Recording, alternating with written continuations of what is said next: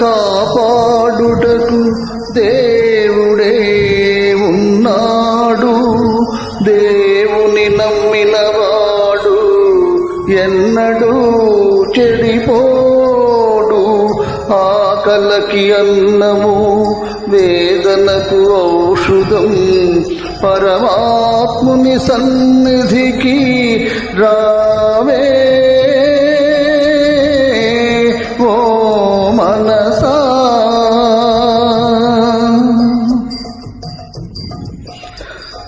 రారా కృష్ణయ్య, రారా కృష్ణయ్య.